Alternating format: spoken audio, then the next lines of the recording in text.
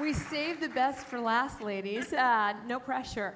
I am so excited to be leading this conversation. Two women I admire in many ways. And we also thought this couldn't be a more fitting way to close the summit. Today's theme is all about leading the way forward. And these women have broken barriers. They've taken unconventional paths to success.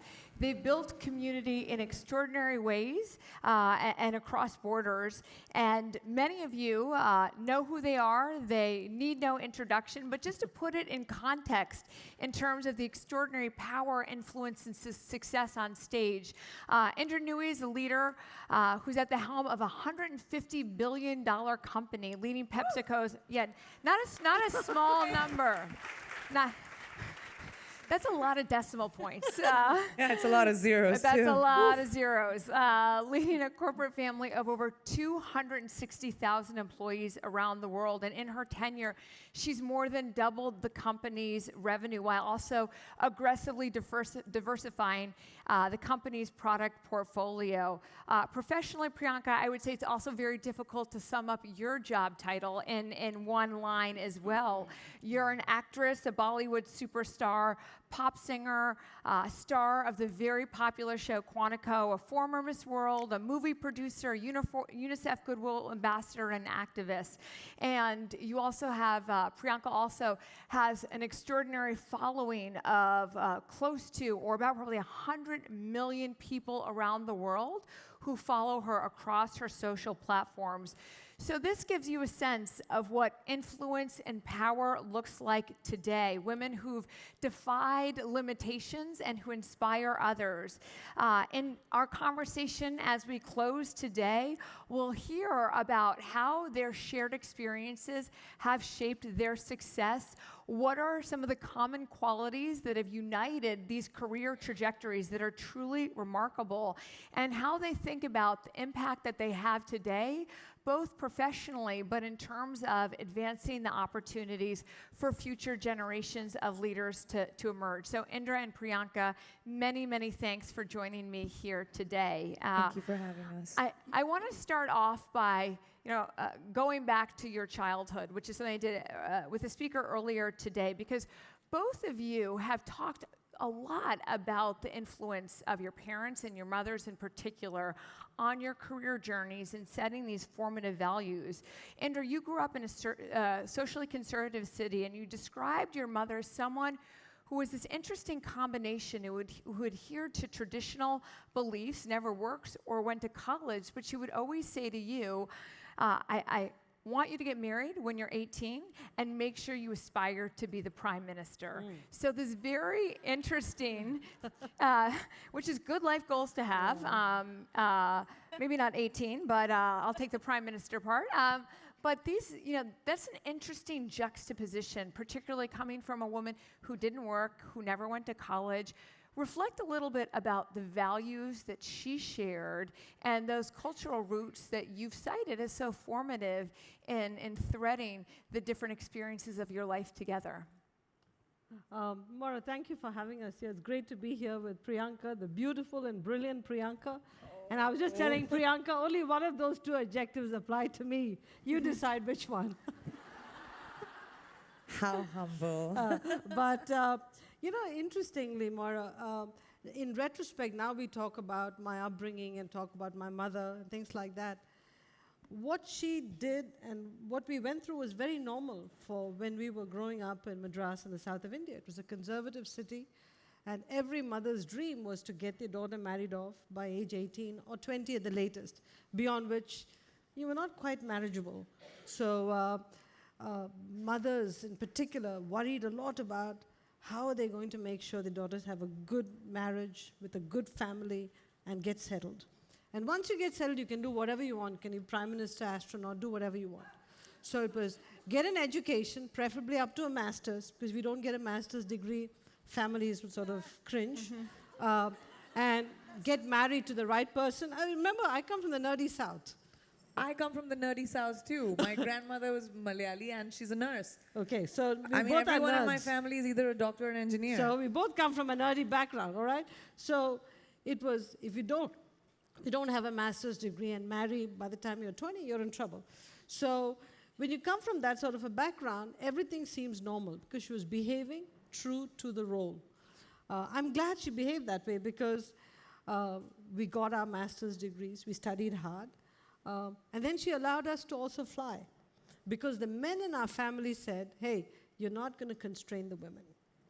And I still remember this incident where my sister got admission to a school outside of our city, and she wanted to go away because it's very hard to get admission to the school. And she got in, and she wanted to go, and my mother said, you can't go unless you get married. And my sister said, what the hell, I've gotten admission into this very prestigious school. I'm Ahmedabad, and I don't want to get married, I want to go. My mom said, if you go, I'm going to fast until I die. Okay? Which is very normal. Indian threats. moms, it's Indian not, moms, okay? It's not even dramatic, it's normal. Very normal. So she started a fast. And my grandfather said to her, she told us kids, it's okay if she dies, I'll take care of you all. And my father said the same thing, it's okay if she dies, we'll take care of you all, but you are going to school in Ahmedabad, and we've already paid the deposit. 24 hours later, my mother broke the fast. She's still alive. She's still alive. And so I think she was normal. I'm glad she was. So she was the brake, and the men in my family, my grandfather, my father, were the accelerator. So combination made it work. And Priyanka, I want to turn to you because you said that you grew up with parents who were relatively progressive in the sense that they treated you and your brother, you said, equally or relatively equally. But I was really struck because your father had a professional career, but your mother did as well. She was a double MD. She speaks 8 languages. Am I right? 8 languages. My mother is a full overachiever. I mean, that isn't even overachiever. I mean, I can't even think of 8 languages here on the spot to name. She has, I don't know if that doesn't, what that says about me, but she has a business and the like. How did that shape the way that you thought about your career in the sense that you had parents whose professional ambitions were very, very strong and rooted in a way that I would imagine was a little bit different in the cultural context of some of your friends?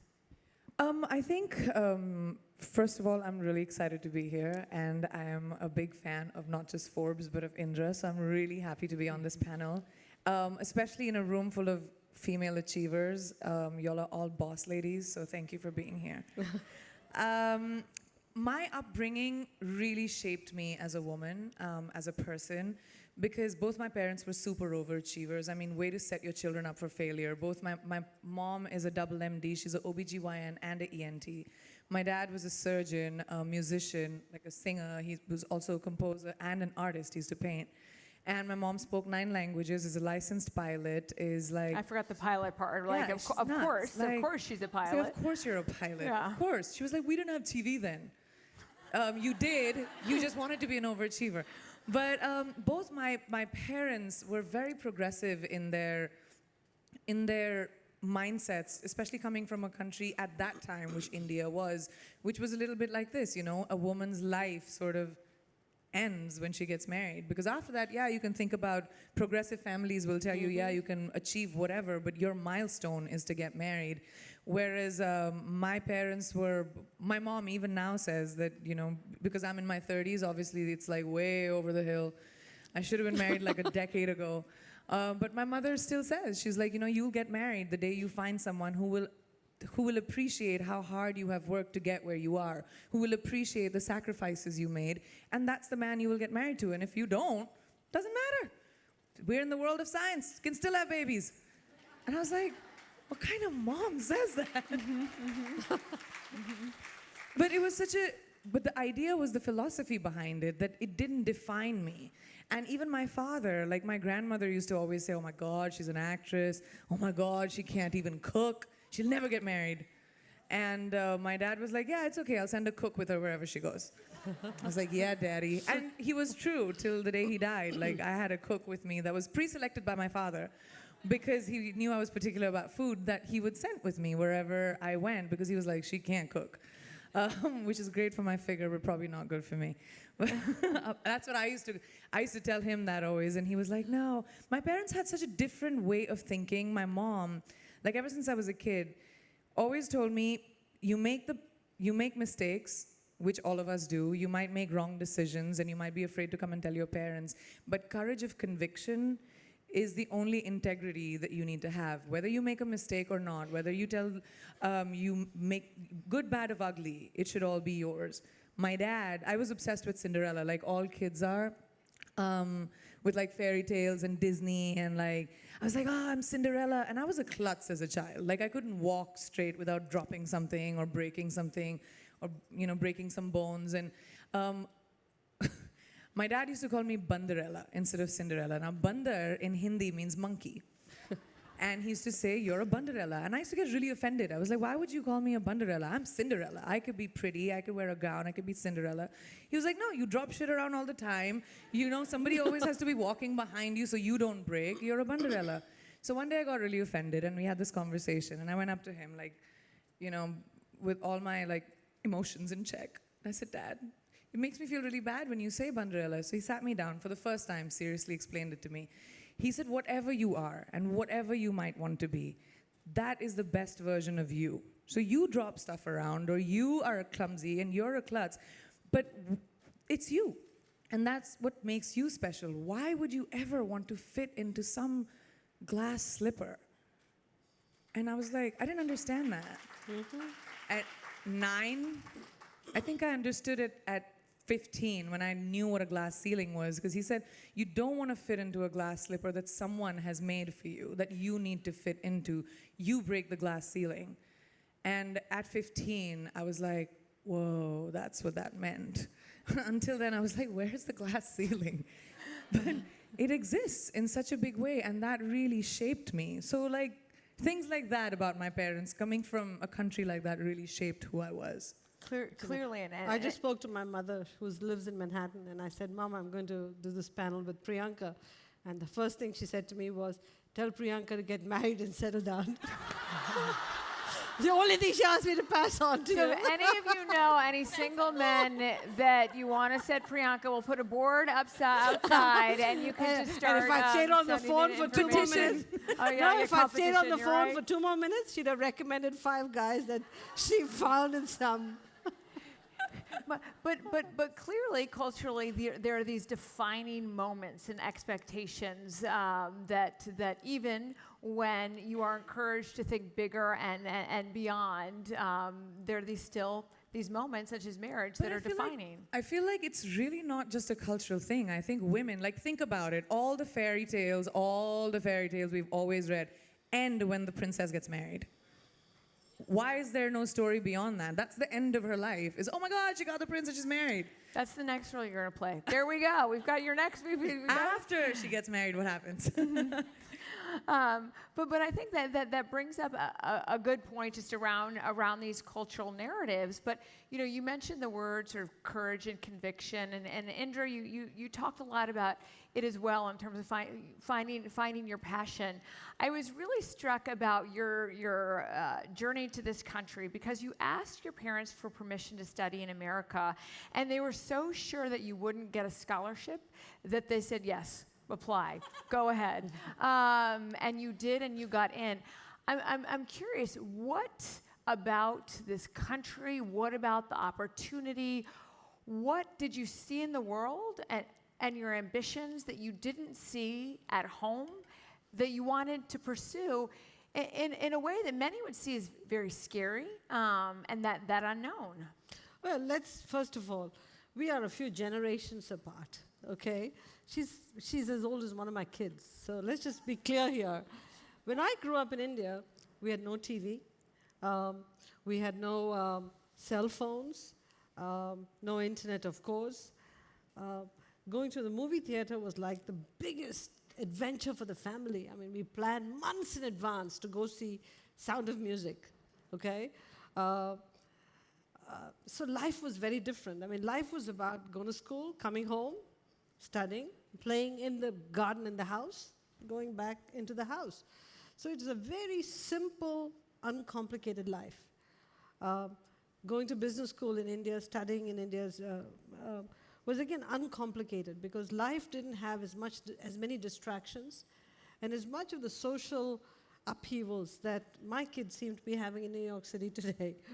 So given that, when I went to them and I said, I want to go to the States because everything we read about America was, this was the dream country.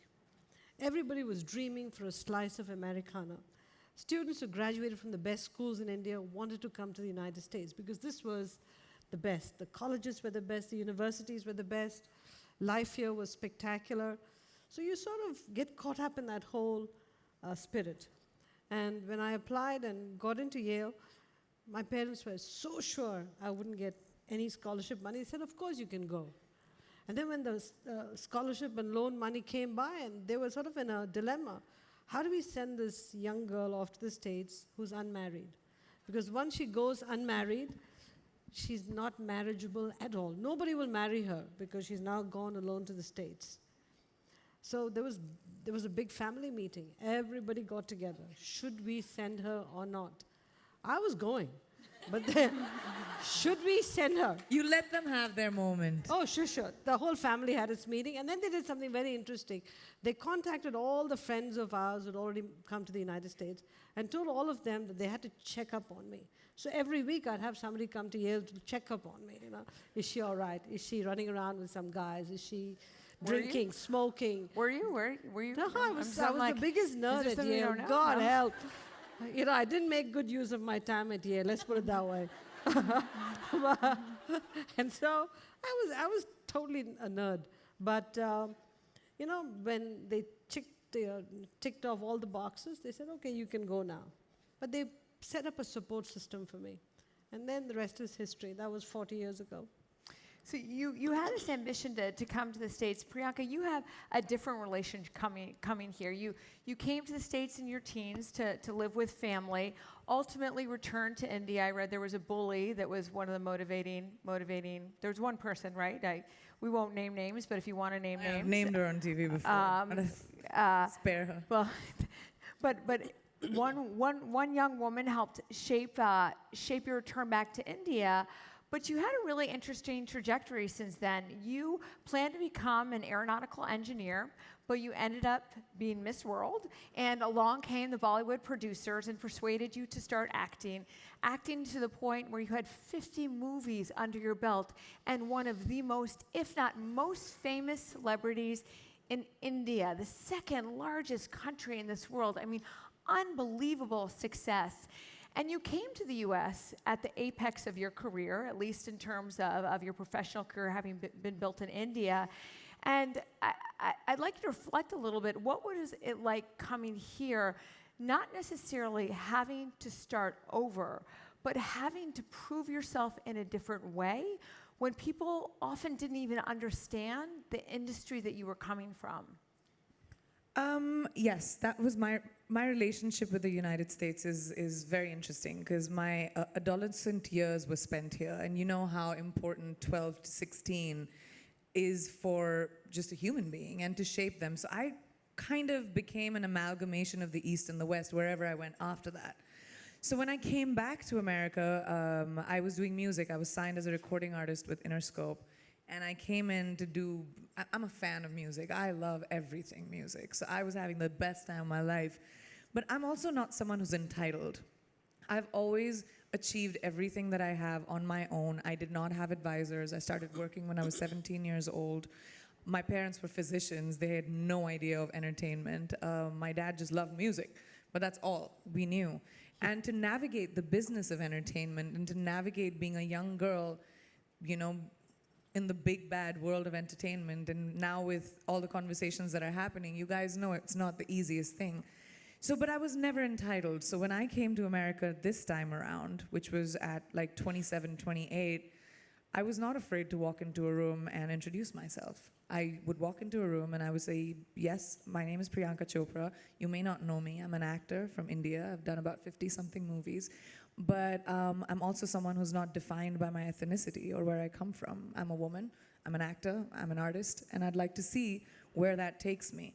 So entitlement, even now, is not something that I hold And I expect, like, whenever I walk into the room, I don't expect each and every one of you to know me at all. I've worked in a completely different country, in a completely different continent, which doesn't mean that you need to know about it. Like, when I go back to India, I remember I was at the Oscars the first time when I went 2 years ago, and I was I presenting love with... that. When I was at the Oscars, right? It's like... But it's an important part of the story. I love to know, but It I was love that. like- So like nonchalantly, I love it. Yeah. I was presenting with Leah Schreiber, and after we presented, we were backstage because there was a segment going on. So we were standing at the bar, and like some people who had won were coming in, and Leah was like, "Oh my God, that's the most amazing movie, and this guy has done blah blah movie." And I was like, "Oh," not trying to be ignorant, but I was. And I was like, "I didn't know him." He's like, "What? You didn't know him?" And I was like, "Yeah, because I sort of grew up in another country. If I name a celebrity from my country, would you know him?" And he was like, "Oh, I get it." But that's exactly what it is. I know American music and movies and because I consume it back in India, but I don't know all kinds of pop culture. But I had to learn. Like when I came and I started doing Quantico, which was, I mean, ABC, network TV, a character, girl who plays is, a character that I play, which is an American girl. She's not Indian. And I had to be culturally sound. Like I needed to speak like her. I needed to, crack jokes like her. Pop culture. I needed to know pop culture like her, which I didn't. There were lines which would come in. I still remember this one line where, and it's horrible because now I know her so well, but when I first landed, I didn't know her. And I got so much shit from my co-actors for it. There was a line which said, "Yeah, even Ronda Rousey loses sometimes." And I was like, "Who's she?" And my co-actor, Johanna Brady, who was most of the time my pop culture teacher, would turn around and be like, she would whisper it in my ear, and then I would pretend like I knew her because I didn't want to sound stupid. But I had to learn. I wasn't entitled about it. And I think that really took me in a different direction this time around. So being confident but not entitled and Self-assured. self-assured. Yeah. And Indra, I feel like that's been a thread that's been present in your career because so often, you have been the only woman in the room. And you talked about earlier in your career when you would go into meetings with men and they wouldn't look at you or they would double check your numbers. And yet it seemed that you had this sense of confidence in yourself or your work that allowed you to navigate those obstacles. And when you were named appointed CEO, you had said that there were unique challenges that you faced, right? Being a woman of color, being a first within your industry. Talk a little bit about how you navigated that and where you drew from to have the anchor in these challenges. Look, in my early days working in corporate America, I never really fit in because I dressed differently. I didn't have money to have good clothes. So I'd buy 2 suits, a black suit and a beige suit, and I'd make 4 suits out of it. I'd mix and match them. And the 5th day, I always worried about, what am I going to do? Am I going to repeat the cycle?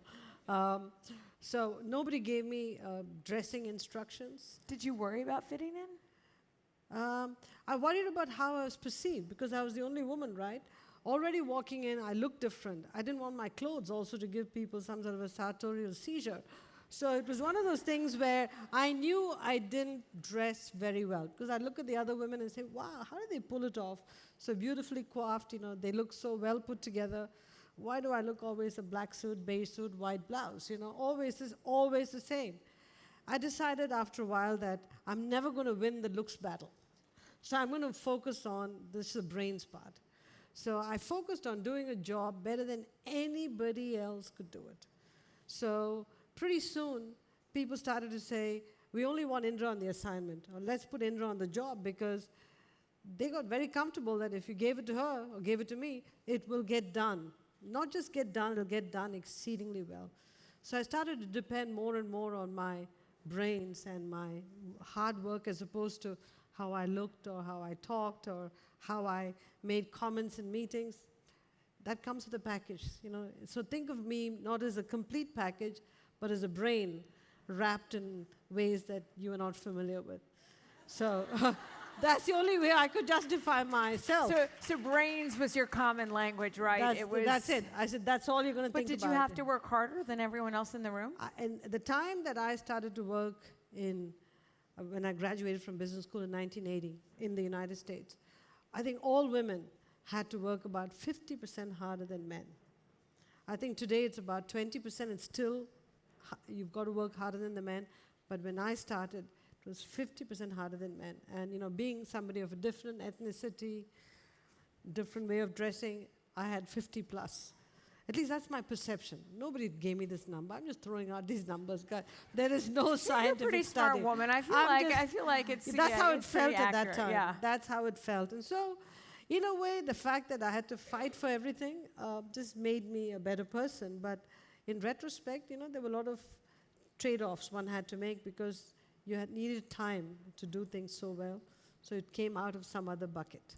And I want to talk about those trade-offs in a little bit because I think so often, we look at successful women, and particularly because there aren't that many in the respective arenas, and we look at the success and it looks wonderful, but there is a backstory, there's hard work, trade-off, and sacrifice, and there's never a smooth ascendancy to the top. So I want to switch gears and talk about one or two of the defining struggles in your careers that were formative in bringing to where you are today, the ones that stung the most and that were the most painful, and potentially if you're living them in the public eye. Priyanka, I loved a quote that you said. You said, "I don't believe that you can sit and wish for something and it'll happen. The soles of your feet have to be blistered. There's no pretty picture of hard work. There's no success story that doesn't have shadows of pain, doubt, fear, lack of sleep, and illness. But when you step out of the light and step out in the light, all that gets hidden, and the effort and the struggle gets hidden. The path is not easy for any success story." So when you think about the perception versus the reality, can you share one or two of those setbacks or those moments that were blistering, that were so critical to allowing you to achieve what you've achieved? A couple of times, many times through my career. My career now is about 18 years old, and I think when I first started, and I started with being Miss World, I won a beauty pageant, and then I had movie offers that came to me because obviously producers thought it made business sense to cast Miss World in a movie. People come and watch it. I don't know, I could act. But the first thing that came with that was, I still remember there was this, so Indian movies have songs and dances, right? So there was this one song in which, obviously I played the escort in the movie, because that's what pretty girls do.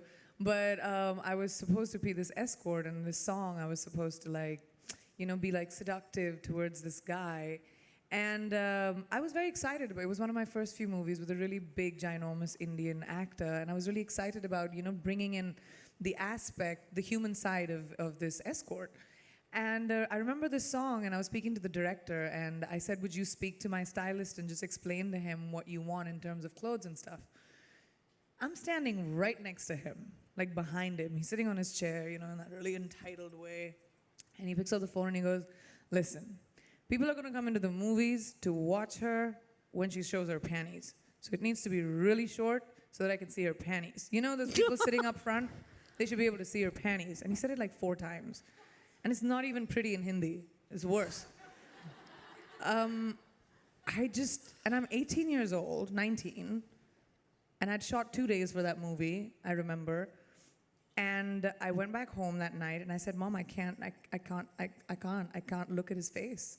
I mean, if that's what he thinks of me, if that's how small I am, there's no space for growth." And I remember my mom was like, "Well, then don't do it." I'd signed a contract, shot 2 days. The next day, we signed a check, which was more than my remuneration at this point, of the 2 days of shoot to the producer. And I just walked out of the movie and I said, "I'm sorry, I can't work." And I've till date never worked with him. He's come to me with 3 other movies. And I don't even think he knows why, but it shaped me in such a big way in my head that I said, I'm never, ever, whatever I decide to be will be my choice. How I want to be perceived will be my choice. How you perceive me is how I will show you I want to be. Perception is reality, and my perception is going to be my identity. and my choice, whatever that might be. No one is the decision maker in my life, and it completely shaped me. There was a second time when I remember I started working in America, and I was sitting in this whole room of music producers that were trying to figure out like what to do with my sound, and everybody kept getting stuck at the word Bollywood with me, as if an Indian with me. She's an Indian artist, she's an Indian girl. Like every time somebody writes about me, even now, like people define me. I'm a very, very proud Indian, but my roots are not my identity. They don't define my ability to have merit, or to be the smartest person in the room, or to be the one who breaks the glass ceiling. It's something I'm proud of. But it started defining and diminishing what my ability to be was. And I'm always written as the Indian actress, blah, blah, blah, does, walked out of her apartment sashaying in the silver dress. But it's the Indian actress. I mean, would they do that with anyone else? Would you be the American Moira Forbes? Like, would you? I'm not sashaying out of my apartment in any silver outfit like that. So you know what I'm saying? I would run toward that, but for different reasons. But it's true. But you do get bucketed, right? I always got stereotyped and like put into that box that I can only be the exotic, beautiful girl. I can only be, the engineer or whatever the stereotypes of people's heads were. But that was something that I wanted to break, and that really diminished my spirit for a little while. I told myself that, and I was not cast in things, in projects because of that, because it was my limitation that I came from an industry which is very different. But I made that my asset, because then I become a triple threat. I can dance, sing, and act. That is a triple and sachet in a silver dress. And sachet in a silver dress. Indra, I want to turn to you, because Priyanka mentioned sort of that you get put in this bucket, and you really were a barrier breaker in this country as the first, one of the first female CEOs to run an organization at scale, an Indian woman to do so, which was also notable. And there haven't been that many women after you. And so there are buckets, whenever we talk about sometimes female CEOs, we talk about them through a gender lens. Questions that we wouldn't ask male CEOs, similar to what you mentioned, male actors, that we do ask as female CEOs, but there are different realities. And you mentioned earlier some of the trade-offs that are required when you do have very intense professional ambitions. And I think you've been really, I'm very grateful, because you've had very candid conversations around the challenges of navigating both career and family. You've said that, quote, women cannot have it all, and that the biological clock and the career clock are in total conflict with one another, total conflict. And in your life, you said you haven't had regrets, but you've had heartaches in reference to what that's meant for your daughters and your family. Talk a little bit about that. And is there another path? Are we being unrealistic when we uphold female CEOs and ask them to run the world, but when they also take a traditional path sometimes around motherhood, they get judged and there's backlash? Look, any way you look at it, motherhood is a full-time job, especially when your kids are babies. Being an executive is a full-time job. Being a wife is a quasi-full-time-ish job. Does your husband even think it's a job? Like, does he makes it my on the point radar of view. I'm screen, not so that's speaking for good. my husband. And in today's world, when you have aging parents, especially for daughters, that's also a responsibility. I'm not saying it's a job. It's a labor of love, but a responsibility. There's only 24 hours in a day, and we have to do all these jobs. Be a parent, be an executive, be a daughter. In the Indian case, also daughter-in-law. Okay? And somehow find time for yourself. How do you make that happen? So there are trade-offs you make all the time. And in one way, I think all of us women have been told we can do everything. We've been given hopes and dreams and the education. And then we have these other issues to think about. How do we juggle all of this? if companies, communities, societies don't come together to help us, how are we going to grow the population of the country? So I think it's very important that we all understand that if you struggle with these choices, you're not crazy. You are human.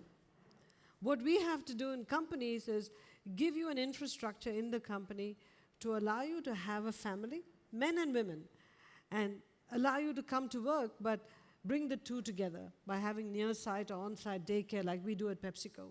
And as you progress and get to the middle management levels where you have to work even harder, because remember it's a pyramid, it keeps getting narrow. And you have to work even harder than everybody else to sort of rise to the top. When your kids are teenagers and they need you even more, we have to make sure that we grease the skids for you. That's where all the unconscious bias comes in companies. That's where you struggle with people rolling their eyes when you're talking. All of that stuff happens. We have to make sure that your life at work is made easier because you don't have to fight all those battles. It could be made easier, though, but it still comes with heartache at times. Tremendous at every point. And look, men and women today go through the heartaches, but whatever happens, women go through it a lot more because, I don't know about you guys, when my kids were small, anything they missed at home, even if dad was at home, they call mom. Mom would be in the office. Hey, your dad's in his office. Can you go call him? He's right there. Mom, you tell us. And then the worst is when the dad calls you and says, where's my shirt? Do you have that? It's in the cupboard. No, it's not in the cupboard. It's 6 inches to the right. It's 6 inches. You got that too? Indra, I have to say. Why did you just move the head 6 inches to the right? My husband's in the room, so I really like the. You can't say this? I'm happy you're saying this because okay. I say this to him all the time, so I feel much better that Indra Nooyi is saying this because why maybe did you take move it it 6 seriously. inches? I didn't move it, you moved it. But it doesn't matter. For the sake of harmony, you go, yeah, I did it. I'm not going to argue. I am not going to argue. My daughters will say, Mom, stand up for your rights. Why? Why? It's not worth it. It's a losing battle. Your dad's the best. See, for someone who's not married, pick your battles. Pick your battles. Yeah, no, Got it. Just say he's the best. Even better. You're the best, honey. Absolutely. You're the best. There hey, you go. say that to my husband too, so don't give me this. I do say that to your husband. I'm 'cause he is taking the notes, best. Indra. I'm taking just notes. keep saying Copious you're the notes. best. You're the best. It works. You're the best. It works. But that's it's a lot always, of, it's but that's painful, a lot of, though, the trade-offs. But that's a lot of pressure, though, right? Because Sure. you have to uplift your husband, your kids, 260,000 employees. That doesn't alleviate. That doesn't. That's a number, that's a real big number, but that doesn't leave a lot of time for you. So how do you not let sort of the threads come undone? No, but people have often asked, do you have time for yourself? But when I worry about my husband, there's time for myself because this is my husband. When I worry about my kids, I'm worrying about myself because that's my kids.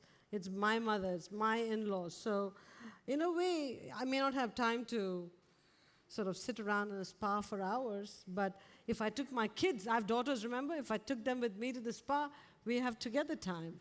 And if you can convince your husband to come for a pedicure with you, that's together time. You got to figure out all of these. Maximizing. You got to figure out unnatural situations to be together. Because otherwise, there is no time. Unfortunately, there's only 24 hours in a day.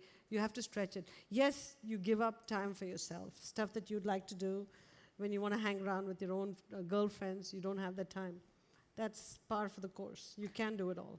So I have a few questions before we wrap up, but I think, I mentioned earlier today that the past 18 months have been this watershed moment in time for women around talking about inequities with a new sense of urgency and commitment and the like, which has been good, and that they're bringing it to the surface.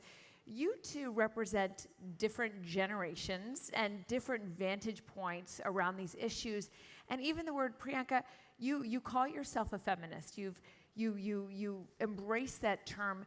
I would love for you to each sort of talk about how you think about what's going on and that notion of feminism today, and Indra also, how it's evolved over the course of your career. I'll start with you, Priyanka.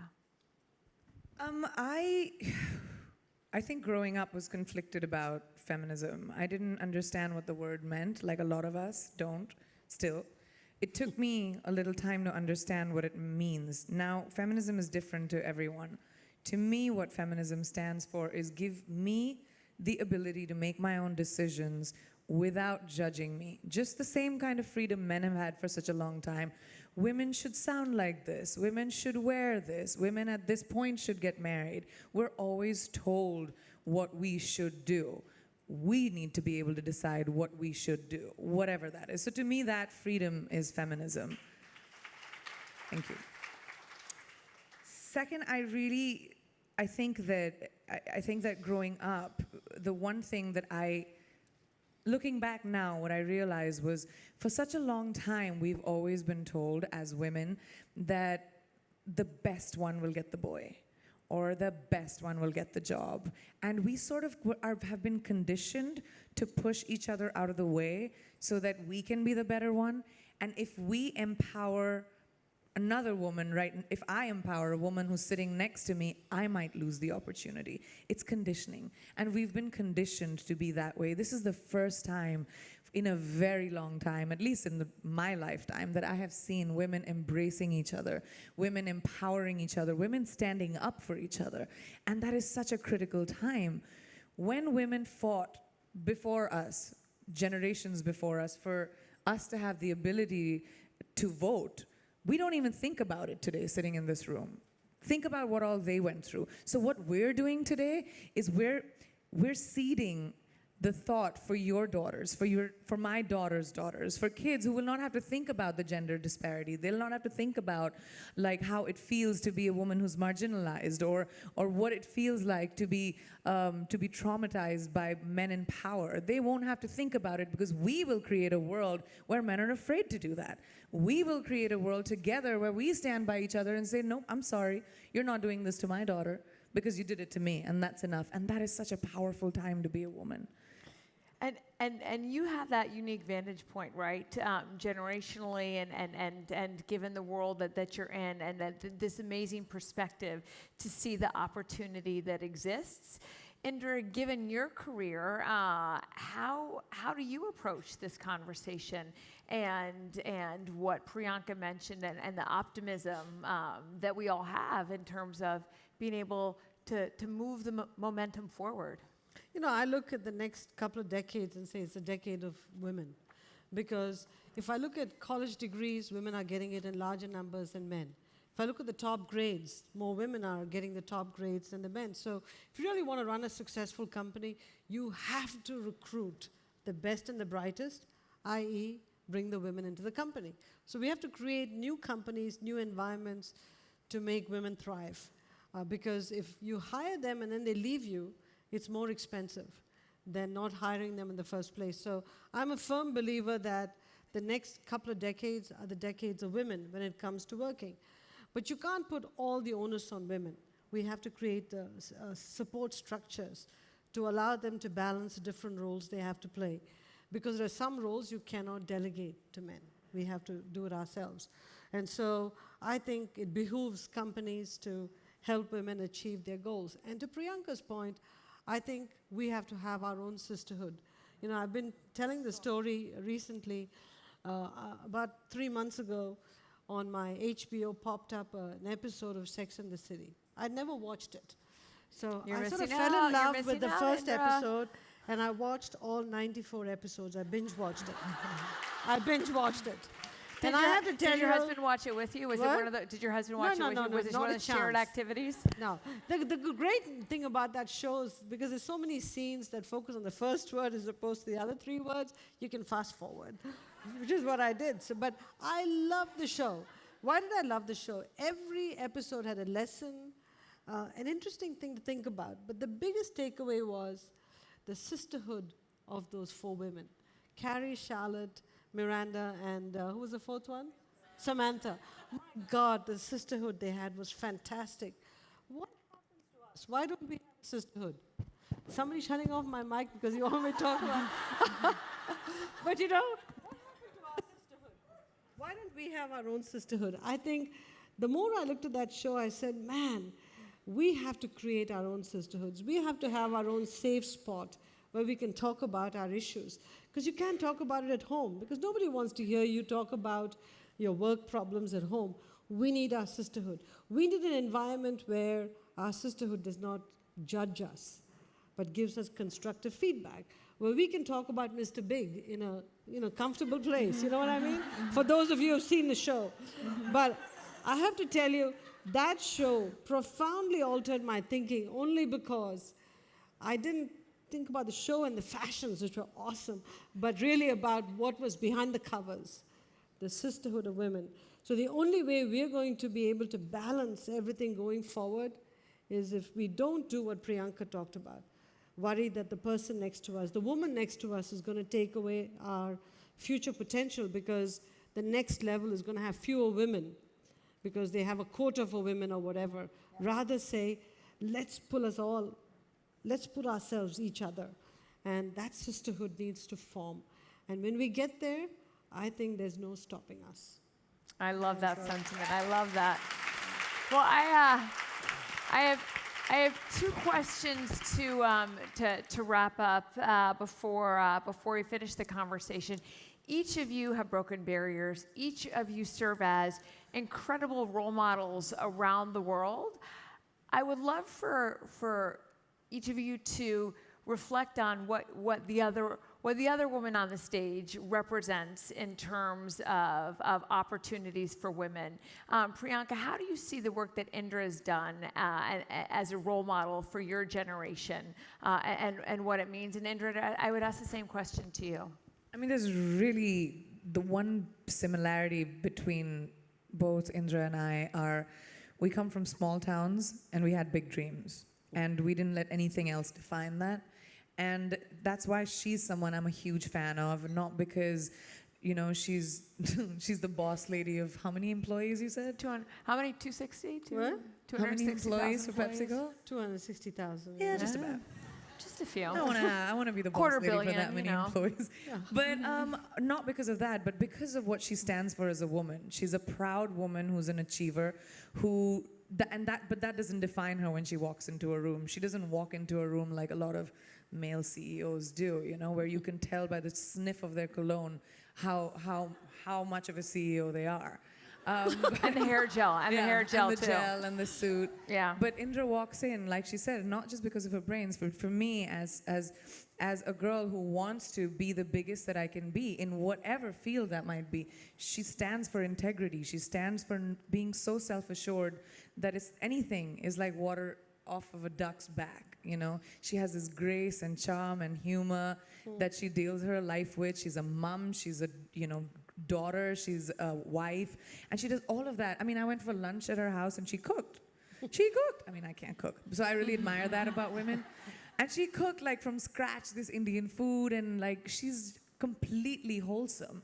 And I think when as I'm growing up and as I see myself going forward in my life, I would want to be a wholesome woman, and that's what I admire her for, is a wholesome woman.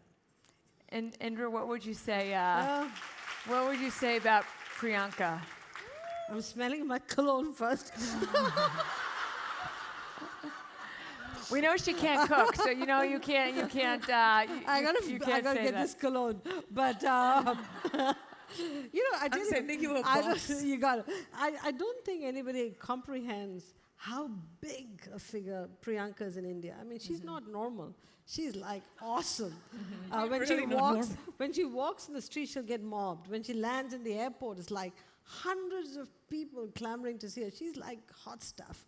And so, you know, the amazing part about Priyanka is not only is she a fabulous actress, a fabulous dancer, a fabulous musician.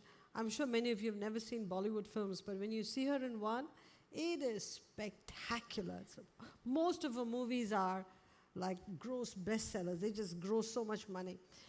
But in addition to all of that, she's not one of these vacant movie stars. She's a person with great intellectual background.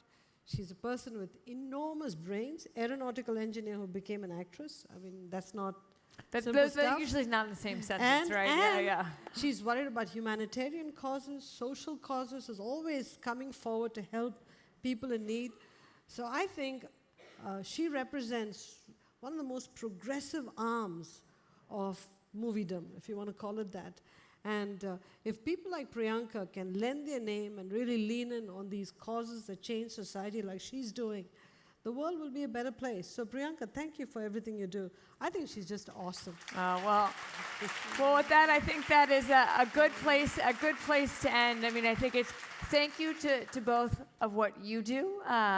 You give hope, you give possibility, you give inspiration to so many, and I think it's a great reminder of, I love, Indra, when you talked about the power of the sisterhood and needing to free ourselves from some of the boxes and constructs that others put us in, and have a sense of confidence and self-assurance, because within that and in that is where real opportunity for our strengths to come to play happens. So again, I want to thank you to two amazing women, Thank you. and